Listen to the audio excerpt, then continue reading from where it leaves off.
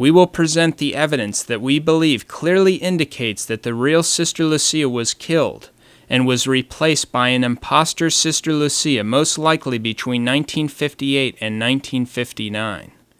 If Sister Lucia was replaced by an impostor, wouldn't Sister Lucia's friend Bishop De Silva notice the impostor? Not if Sister Lucia was replaced in 1958 or 1959. Because a few months after the Vatican received the third secret in 1957, Bishop De Silva died. Although Sister Lucia met with people rarely, she met with Father Agustin Fuentes on December 26, 1957. Father Agustin Fuentes was the chief postulator for the causes of Francisco and Jacinta's beatification. This was the reason that Sister Lucia met with him. Father Fuentes, after he spoke to Sister Lucia, went back to his home country of Mexico, and on May 22, 1958, he gave a talk about what Sister Lucia said to him when he visited her. Father Fuentes said that Sister Lucia, when he met her, was, quote, very sad, very pale, and emaciated. Sister Lucia told Father Fuentes, quote, God will chastise the world, and this will be in a terrible manner. The punishment from heaven is imminent. Father, how much time is there before 1960 arrives? It will be very sad for everyone. Not one person will rejoice at all if beforehand the world does not pray and do penance. I am not able to give any other details because it is still a secret. This is the part of the message of Our Lady which will remain secret until 1960. Sister Lucia went on to say, quote, my mission is not to indicate to the world the material punishments which are certain to come if the world does not pray and do penance beforehand. No, my mission is to indicate to everyone the imminent danger we are in of losing our souls for all eternity if we remain obstinate in sin. It is necessary for each one of us to begin to reform himself spiritually. Each person must not only save his own soul, but all the souls that God has placed on our path.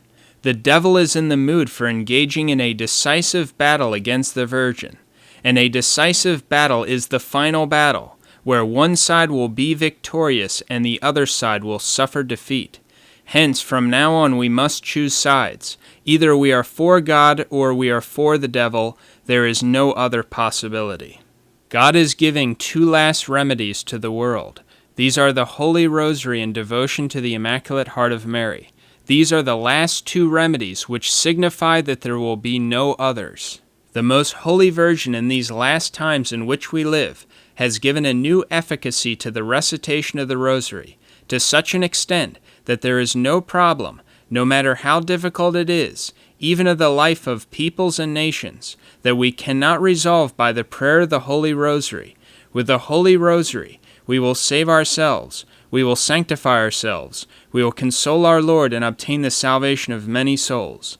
Finally, devotion to the Immaculate Heart of Mary, our Most Holy Mother, consists in considering her as the seat of mercy, of goodness, and of pardon, and as the certain door by which we are to enter heaven. Sister Lucia told Father Fuentes that the Blessed Virgin Mary made her understand that we are living in the last days of the world. After Father Fuentes' talk in which he related what Sister Lucia had told him, the talk was published in magazines throughout the whole world. About a year later, on July 2, 1959, Sister Lucia's Diocese of Coimbra officially came out and accused Father Fuentes of lying about what Sister Lucia said to him during their interview.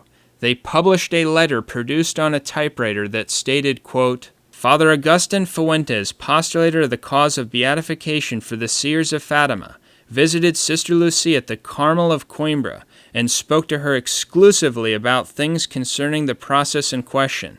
But after returning to Mexico, this priest allowed himself to make sensational declarations of an apocalyptic, eschatological, and prophetic character, which he declares that he heard from Sister Lucia's very lips.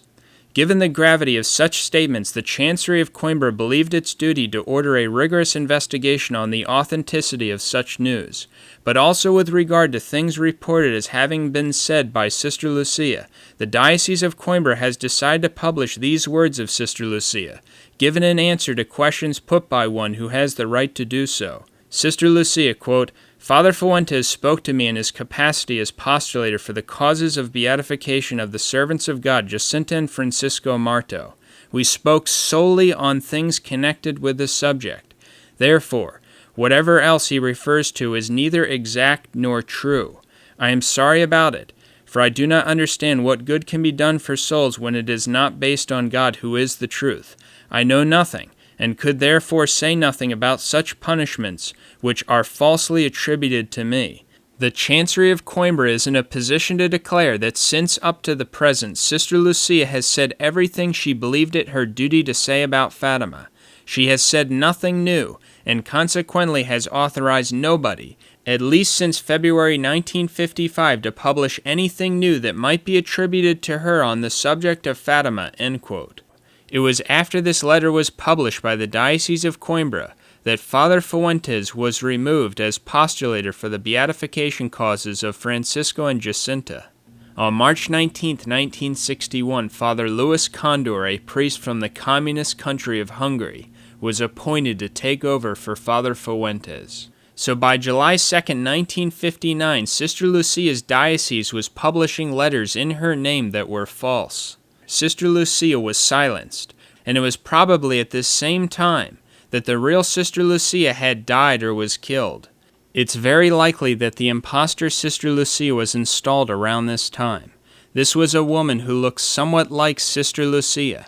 She was probably a communist agent or a paid actress. She could have also been asked or blackmailed to play the part of Sister Lucia. And once she began publicly acting as if she were Sister Lucia, she became comfortable with it, and it became her way of life. And after she did this for some time, it was too late to turn back. Our monastery, Most Holy Family Monastery, was the first organization in the world to publicly mention the concept of an impostor Sister Lucia, and to bring out the evidence supporting this idea. When we posted our article, The Whole Truth About the Consecration and Conversion of Russia and the Impostor Sister Lucy. We have to remember from Sister Lucia's own words that she did not seem to know when she would die. Otherwise, Sister Lucia would have never had Bishop de Silva promise that the third secret would be open and read to the whole world at her death or in 1960, whichever would come first. So Sister Lucia didn't know if she would live till 1960. We also know that once January 1st, 1960 arrived, Sister Lucia would begin to tell anyone and everyone she could about what the message of the third secret really was. As we have seen in its note of July 2, 1959, the Chancery of Coimbra declared authoritatively that, quote, Sister Lucia has nothing more to say on Fatima, end quote. It also became increasingly difficult to see her, and for years no more of her writings were published. Her testimony was becoming bothersome.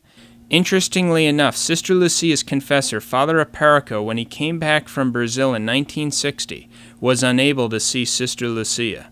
He remarked, quote, I have not been able to speak with Sister Lucia because the Archbishop could not give the permission to meet her. The conditions of isolation in which she finds herself have been imposed by the Holy See. Consequently, no one may speak with her without a license from Rome. This permission to see Sister Lucia could only be given by two people, either by John the 23rd or by the Cardinal Prefect of the Holy Office. The reason why only two people could give special permission to see Sister Lucia by 1960 was because by 1960 you were not dealing with a real Sister Lucia herself. You were dealing with the impostor Sister Lucia.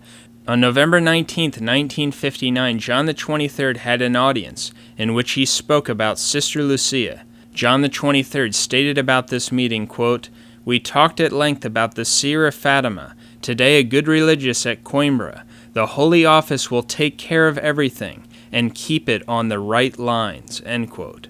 In other words, John the 23rd and his fellow conspiratorial agents will continue to hide the truth about the third secret and the newly installed impostor Sister Lucia. The impostor Sister Lucia made her first public appearance on May 13, 1967 with Paul VI. People who have seen the video of Paul VI's visit to Fatima say that he didn't even pray one Hail Mary. Here are the pictures of the real Sister Lucia from 1945 when she was 38 years old. You can judge for yourself, but the woman pictured here is not the same as the woman pictured before. First, this photograph is from 1967. Thus, this is supposedly Sister Lucia 22 years later, at age 60. But this woman looks as young, or even younger than Sister Lucia when she was 38 years old. Despite showing signs of age, from age 38 to age 60, a person will essentially look the same.